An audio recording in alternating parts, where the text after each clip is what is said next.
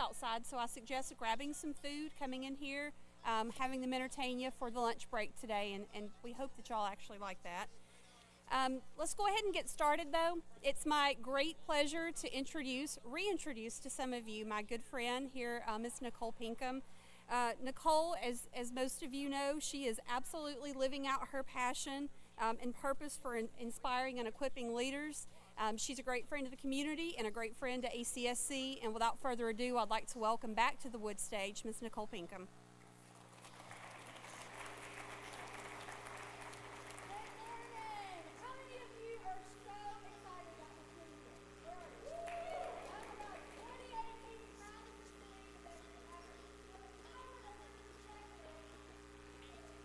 Immeasurable, because if you have already decided that it is going to be the best year ever, it will be the best year ever. If you've decided, I'm just going to do what I can to get through ACSC, hope command is good, do what I can. Okay, that is not going to be your best year ever. So what I want to encourage you to do is to take just a minute and think about your new year. How many of you have chosen a word that is going to direct your new year? I got a few people. So every year, I really have found that this is something super helpful for me as a leader. My philosophy in leadership doesn't change. My purpose and my why and why I lead does not change. However, when I choose a word, it simply amplifies and gives me a word of accountability each and every day when I wake up. So my 2017 word was bold. And I believed in my heart that I had not been bold enough in some of the projects that I had tackled. I had not had the hard conversations that I needed to. I'd been called and asked to do some really difficult things, and I'd said no. And so last year, I had the opportunity to go to Kampala, Uganda, and work with over 10,000 leaders from 10 different countries. And that was a little outside my comfort zone because I had not had the opportunity to do that and hadn't said yes. So just crazy things that I got to do, and those are really small, but the bold piece was really something that pushed me to a new place. And so if you haven't chosen a word, it's a great opportunity to do that. And the one thing that I do is I don't just do this with students or with people I speak with, I do it with my family. So on January the 1st, we're sitting at a restaurant, and these are the words for the Pinkham family and the boyfriends that we've added for 2017. Because you know what? Those boyfriends need to know I'm going to hold them accountable. One has focus, the other one had courage. And I said, you got courage to date my daughter. I'm going to help you with that. So it's just amazing. Now, for some of you, I'm an ENFP preference. So for some of you, this whole torn up piece of tablecloth is driving you crazy. How many of you look at this and you're a little bit unnerved? How many of you are thank you for being honest. How many of you are completely cool and love that it's just this kind of like ragged piece of paper? Okay. How many of you have no idea what I'm talking about? You're just trying to make it through the brief. Fantastic. Like, we got to know where we are. You know what I mean? So each and every year I pick a word. If you haven't done that, I'm telling you, it will really change how you see the world, the power of your perspective. And the other thing that I do, every morning when I get up, I say to myself, what is good that will happen because of the choices that I make? Tell me something good. Because when we start with a good thing, then good things tend to follow. The power of our perspective. It's incredible. So I need you to do something for me. The person next to you needs to know how good they have it. You need to look at them and tell them, you are the luckiest, most blessed person in the room. Go ahead and tell them.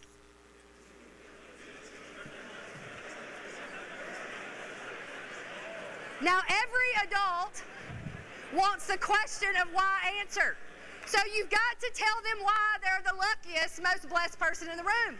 And look at them. Now here's the thing. You got to do this piece. You smile at them and you say, because you're sitting by me. So go ahead and tell them that now.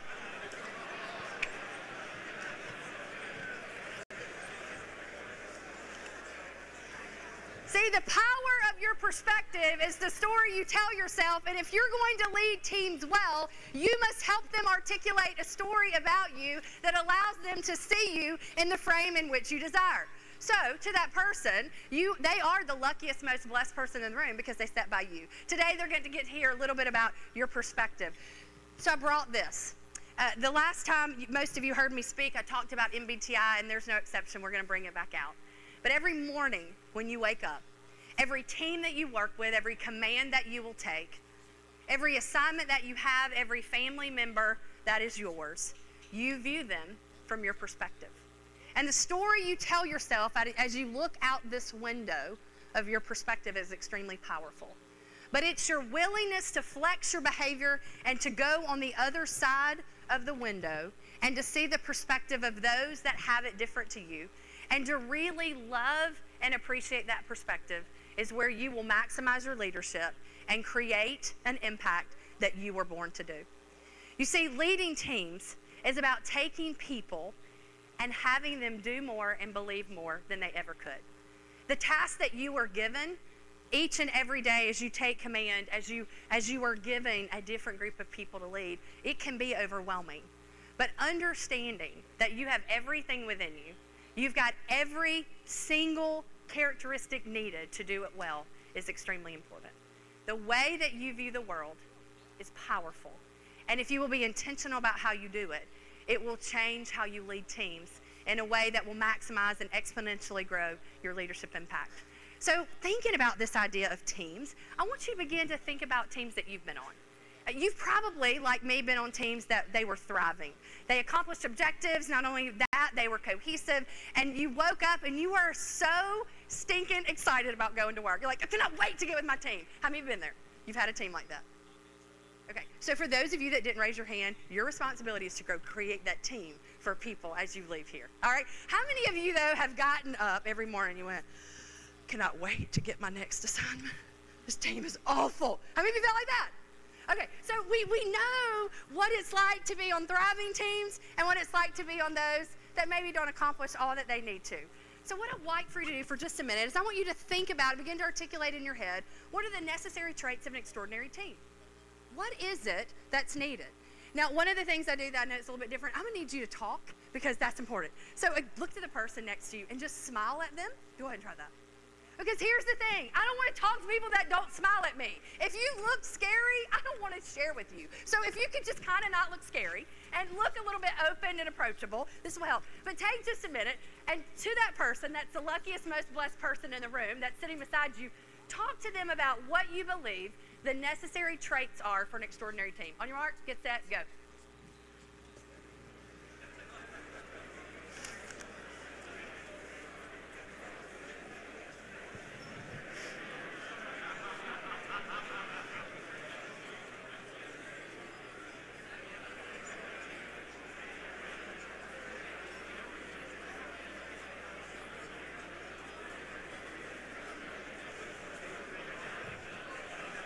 Do you remember the answer?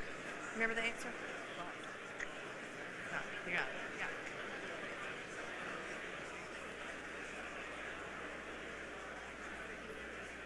it. Okay, so talk to me. If you'll just kind of give me some traits, yell them out, and I'll repeat them. What are some necessary traits of an extraordinary team? Trust. Over and over again yesterday, you heard about building trust, building trust. Now, how many of you have been thinking about that? Because it's really incredible to say it. How do you do this thing? What does trust look like? So we got it. We know trust has to be there. What else? Interdependence. People have to be connected to one another. And it's certainly in times of uncertainty and chaos, that interconnectivity can create exponential growth and opportunity, and it allows us to see that there are certainties in the chaos. That was a really good answer. All right, what else? One more time. Competency. We need you to be competent. And along with that competency, it's okay, I'm guessing, to have a little bit of diversity, as long as you're competent in the diverse thing that you bring. Am I right? I didn't know who said that, but I'm asking. Does that sound good? Okay, fabulous. What else? Say it again.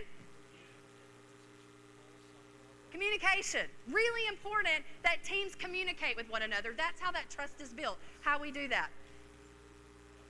Yes, love. Oh my gosh, that is the key. I told them no matter what question I ask, the answer is love. So if you know me, you know I love a heart. Like I'm seeing hearts pop up all over the place. If you're not crazy, passionately in love with the people that you lead, it will be impossible for you to maximize and take them to the places where you are called to take them. Now, love is used in a lot of different ways, but it is really important that people feel loved, appreciated for the things that they are a part of. So some of you are struggling with that. But when we look at this, what we've seen, there are basically 5 cogs that are needed, 5 traits that are needed when it comes to team. And it depends on what you read. I mean, you heard General Quast yesterday. He talked about all the things that he shared with you. were things that you wouldn't necessarily find in one leadership book, but it was a culmination of all things. And if you read Patrick Lencioni, he talks about the 5 functions of a team. He says you have to have trust, and there needs to be healthy conflict so that commitment can happen, ultimately leading to accountability so results can take place. 2016, he wrote a book that talked about if you're going to be the ideal team player, the ideal team leader, you need to be humble. You need to know the strengths that you have and use them in a way so that you don't think so much of yourself. You just think of yourself as being one that can help with the strengths of the team. You've got to be hungry for the mission and people smart. The things that you talked about, diversity and competency and trust, and of course love. Those are the things we need. But there was a project that came out in 2012. How many of you are familiar with Project Aristotle? Okay, a couple. So if I don't say anything, if you want to add to this. So in 2012, Google decided that they were the right people to create the perfect team. And so they had sunk millions of dollars into this perfect team, but they had not found what those components were, what those traits were. So in 2012, they started Project Aristotle, and then in 2016, as this content was being released, the New York Times published a piece, and then just last year, January 25th of 2016, Harvard Business Review basically summed it up, and here's what they said. You need to play nice and join in. And that's what makes a great team. And so Google spent millions of dollars to come up with something that seems so simple. But join in and play nice are the two things that were discovered. So when you think about that, let me kind of take you through. So there was a team at Google, the Human Analytics Department, and they began to take a half century of academic research. They looked through it. They studied about 180 teams, and they could not figure out the patterns. Now, Google is really good at patterns, and the fact that there were no patterns caused them great concern. Then they began to dig a little bit more, do a little bit more research, and they found so many patterns that contradicted themselves, it was really overwhelming. Because what seemed right on one team was not the same on the other. They had been operating in fallacies such as, put all the introverts together and you'll have a better team. Make people go and eat dinner together and you'll have a better team. Yet on some teams it would work and on others it wouldn't. So as they began to dive in a little bit more, what Project Aristotle brought to the table was it was really about team norms. And they didn't have to be the same, but what they did have to be was articulated in a way that people found 5 basic traits. I want to share those with you. So what Google learned from Project Aristotle and the quest to build a perfect team was this. Now, I'm going to just say, they call it a perfect team. I believe that humans are fallible. I believe that we're messy. I believe that we make mistakes, and I don't think there's a such thing as a perfect team. I think we can have an extraordinary team, and if we're going to have an extraordinary team, these are the things that need to be there. Number 1, dependability. Team members need to get things done, they need to do it on time, and they need to meet expectations. That's extremely important to the culture of the team. The second thing was structure and clarity. To have clear goals, well-defined roles, and to measure how well those were accomplished. Now, those two for the military are quite easy. Those are done relatively simply within just the confines of the bureaucracy and the systems that you have created. The next two are a little bit difficult. They're not things that are done naturally unless you flex your behavior as a leader, and that is meaning and impact. What the Google Analytics team found through Project Aristotle was that in order for a team to be extraordinary, each person on that team had to find personal significance in the work that was being done. And when they laid their head down at night, when they were finished with the project or finished with the day, they needed to know that it was significant. And what was interesting was the significance and the meaning was individualized and different for each team. But that team leader knew how to make it happen. And then the fourth one is impact.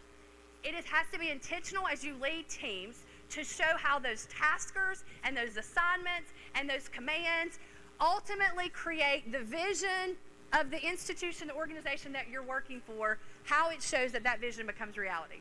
But you have to be intentional about doing that. Now, how many did I tell you that they found? 5, but I only showed you 4. All right, so here's the one that is by far the most important.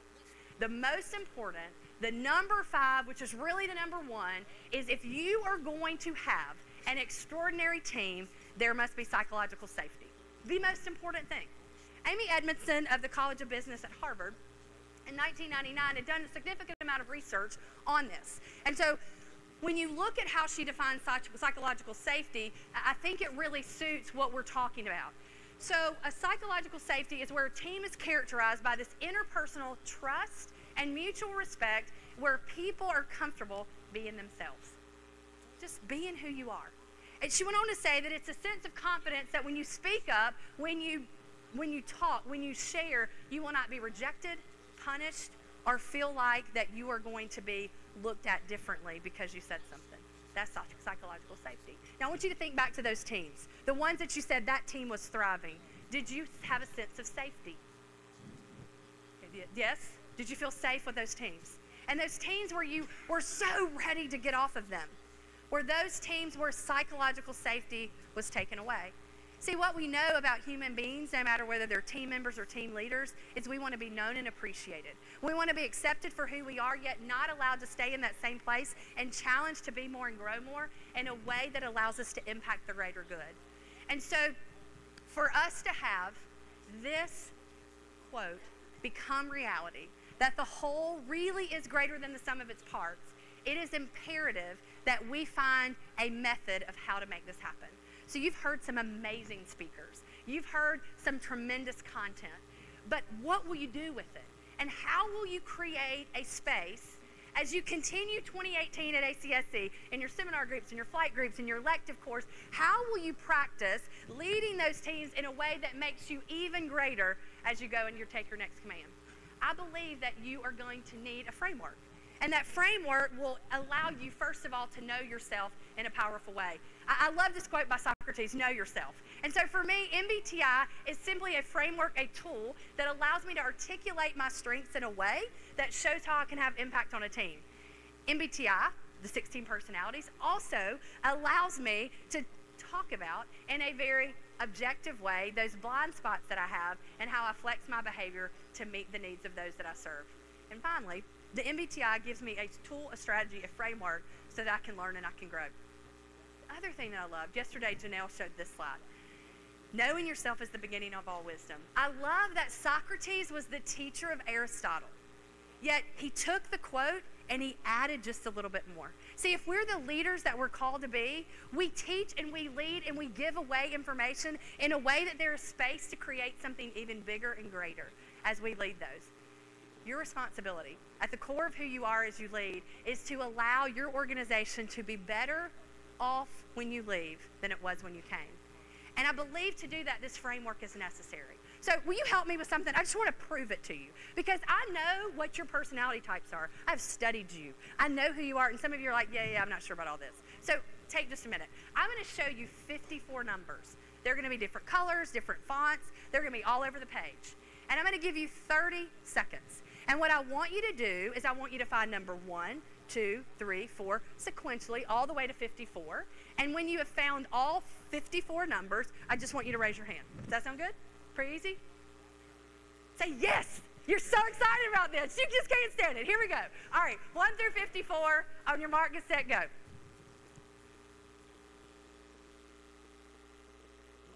Just raise your hand when you find all 54.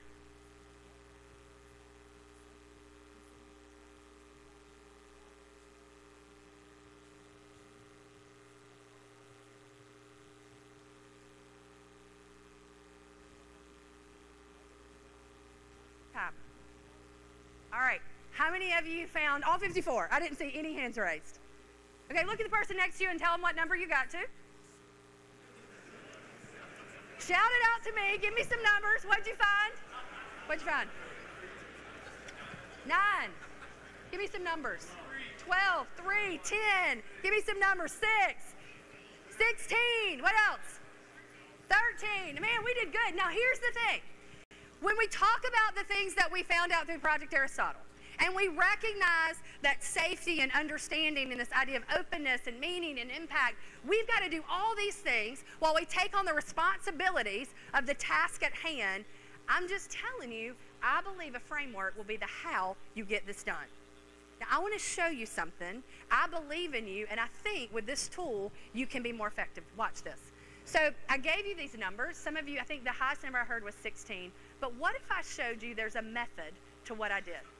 So if we have here that in every quadrant there's a number. So you start with 1 and you go all the way to 9, and then you come back and you see these quadrants or these patterns. Does that make sense? How many of you think you can do better now that you understand the pattern? You've got a framework. All right, on your mark, get set, go. When you find all 54, simply raise your hand.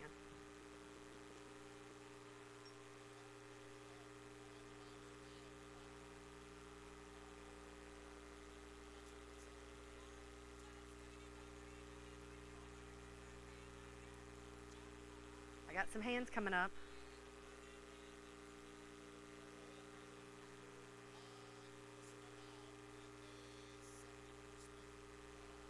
Time.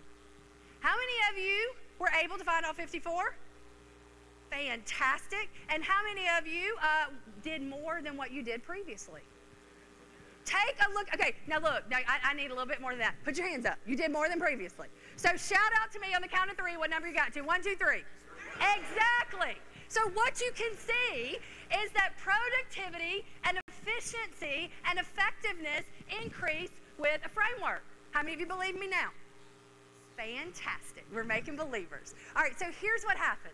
If I take the same premise of what we just looked at with that really simple activity, and I overlay it with people, understanding that there are patterns in people, all people I lead, whether I work with them in the military, an IT firm, in a public school setting, or at a university, people have patterns of behavior. And the MBTI, while it's not the only one, it's the one that I have found that best works to begin to identify how to find those patterns in people and lead people in a way that creates space for them to be their best selves. To understand that the power of my perspective, the pattern that I see the world in, can be flexed in such a way and seen so that I can really maximize my impact.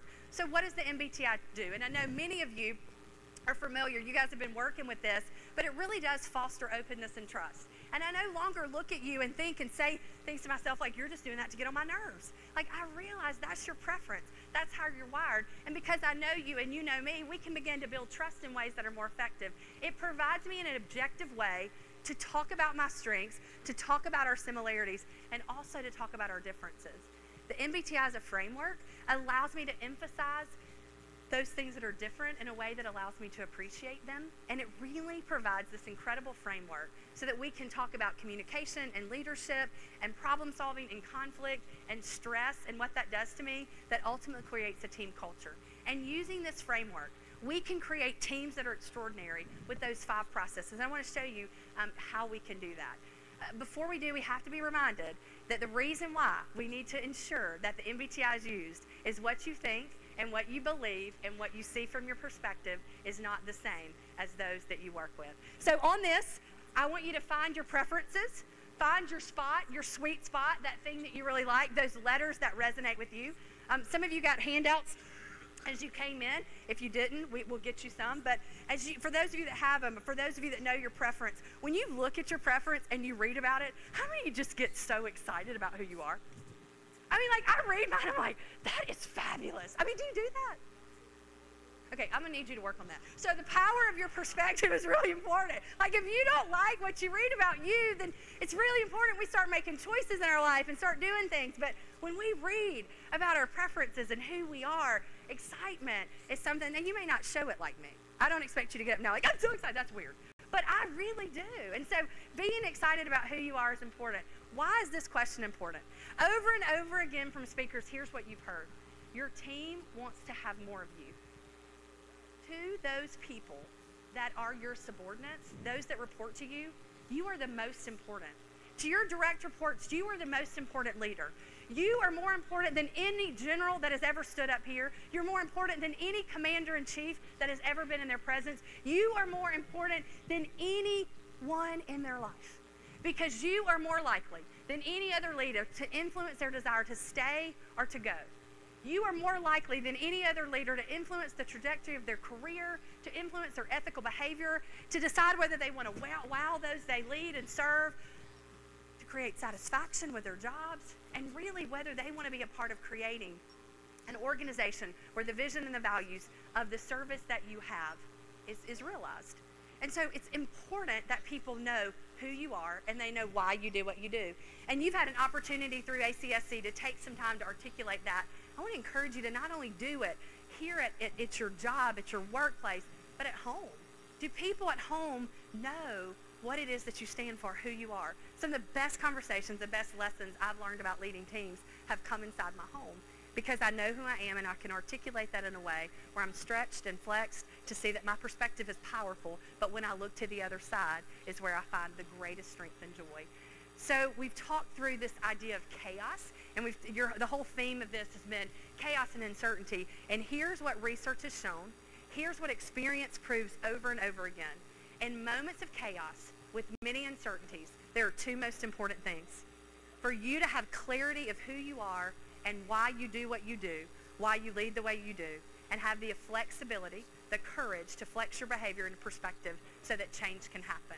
And when you do that, it doesn't matter what team, it doesn't matter what command, it doesn't matter your next position or post, you will do incredible things if you understand those two as you go. So MBTI, the last time I was here, was all about you. And I'm a little bit concerned that when I ask you, were you excited about you, that you didn't get excited. So I'm going to give you another chance, okay? So how many of you, when you look at these letters, when you understand your preferences, you just get excited about who you are? Okay. How many of you are going to work on that a little bit? All right, so whoever you're sitting by, if somebody just got their hand up and they don't seem super pumped about them, would you just look at them and encourage them and say, I think you're really a great fit to be a leader? Just tell them that, because they need to hear it. Everybody needs encouragement.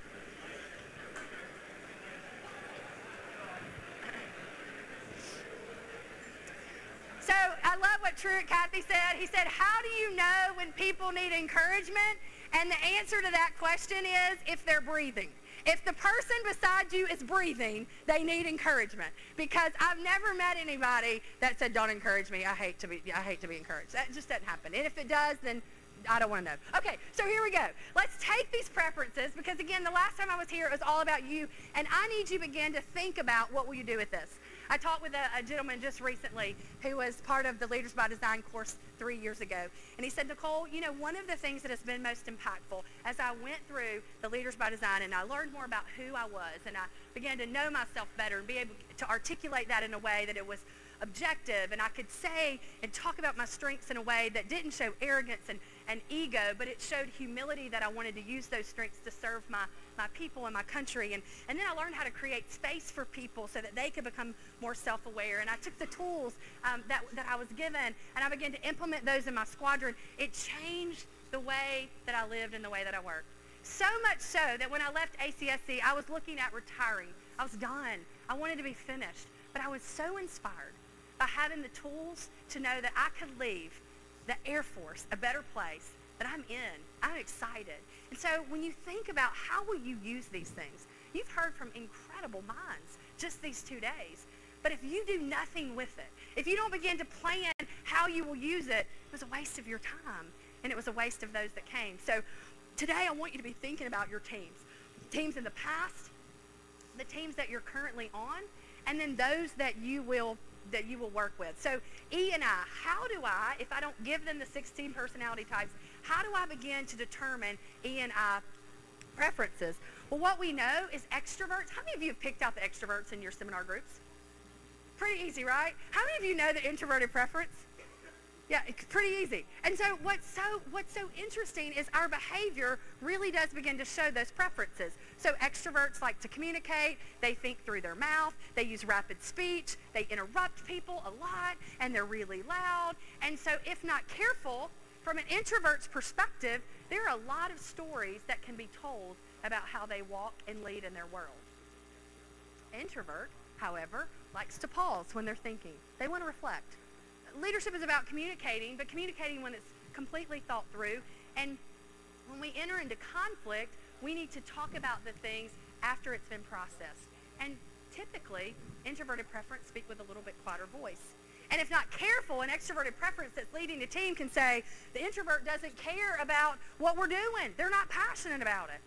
And so how will you, as a leader, take your preference and flex it in a way so that you create space for the preference that is not your sweet spot?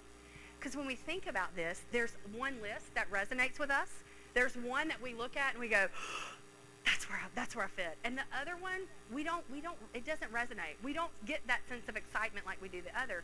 But if we are going to be a leader who leads teams that are extraordinary, we have to find space.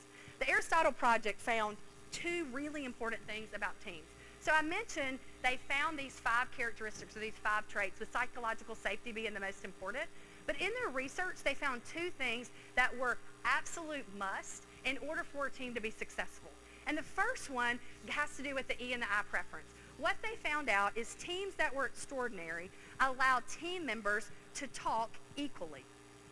It was a phenomenon called as equality of distribution of conversational turn-taking. In other words, everybody got to talk. And so when there were teams where everyone got to speak, had the opportunity to speak, to be heard, to feel safe, those teams began to do extraordinary things with the same amount of time, the same amount of resources, with the same amount of people as teams that were not allowing this to happen. So when you look at that, it's as a commander, as a leader, what will you have to do to flex so that you create space? If you're an E preference, stop talking so much. Flex it back. If you're an I preference, I need you to flex it out. Share a little bit more. And so when we do that, we create this amazing team. The second behavior that they found, teams that were most successful had the ability to hear something being said and had the emotional intelligence to watch and listen to the tone of voice and the body language so that they knew what was going on. They used their intuition to figure out how team members felt. That S&M preference came out. So when you look at those 2, here's what I want you to do. What is the most challenging thing for you as a leader when flexing to the opposite perspective on these 2 behaviors? What is the most challenging thing for you as a leader as you flex to the opposite of your preference? You got it? Looking at E and I, S and N, where do you find the greatest difficulty? Is it pulling back with talking? Is it pushing out with talking? Is it really understanding how to read people and to do it well? Or is it not? Because S and N, S says it is what it is, I see what I see, and N goes, oh, but there's so much more. So take just a minute. You know that person that's sitting by you, the luckiest, most blessed person in the room? Look at them, smile at them, and tell them what your greatest challenge is in creating space around these 2 behaviors as a leader. On your mark, get set, go.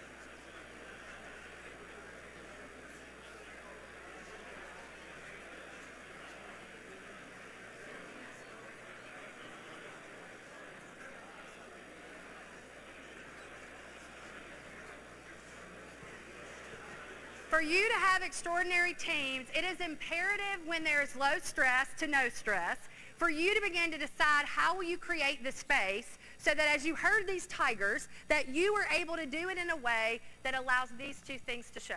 Because over and over again, you've continued to hear this idea of trust. Well, how do you do it? I believe that the framework of trust happens right here in the MBTI. The S and the N preference quickly tells us how we build trust with people. And so as we begin to determine how we set that environment now, while we're not doing that work, practicing on the people that we're in seminar groups with, working with our cohorts, it really gives us an amazing opportunity to exponentially grow our effectiveness as a leader. So when we think about an S preference, it's so important that we give those people, those S preferences, what they need. Answer the questions, what and how, and use precise descriptions, and talk about things in reality, and talk about facts, and be practical. And that N needs to see greater meaning, and they need to hear the why question answered, not because they're doubting that you are in charge, but because if you can connect a why to an N preference, you've created meaning for them, and they want to know possibilities. See, psychological safety and impact are found in the S and the N preference. And the more you can begin to look at the power of your perspective and how you flex your behavior to create a space for them, the more effective your teams will be. S and N. There are some words up here that resonate with you. There are others that don't feel quite as comfortable. Your responsibility as a leader, your responsibility as you lead teams is to find a place where both can live and both can thrive in the environment and the team culture that you create. See, we don't do S&N in the same way. We have a preference one over the other. We've got to determine how do we connect with those team members. The next thing is the T and the F. So this is about making decisions. So team members make decisions, and you as a command leader, you as a leader will ultimately have to decide at some point what has to be done. You'll have to command out. Yet the F preference really wants there to be consensus. So how will you navigate that? How many decisions do we know on average an adult makes? About 35,000 decisions a day, and says it's even more the higher you go in command. And they're impressed with decisions that choose logic and the whole idea of thinking through a pattern of if then, then that to inspire them, how they make decisions. A person with an F preference needs to know that you're thinking about the people and that it's value-centered in all you do. So how will you begin to navigate that in a way so that you can create space for both of those to happen? Because what we know as adults is that our preference is what feels most comfortable, but our impact is far greater when we go to both of these preferences. This is where meaning is found for us. And when decisions are made in our squadrons, in our teams, in our homes, and in our families that allow us to find meaning, we feel connected and we do amazing work. And so we have a preference of T and F. And then this last one probably for me is the most fun, J and the P. Guys, you live in this world right here. This is what the military creates for you. Where are my J people? Where are my J preference people?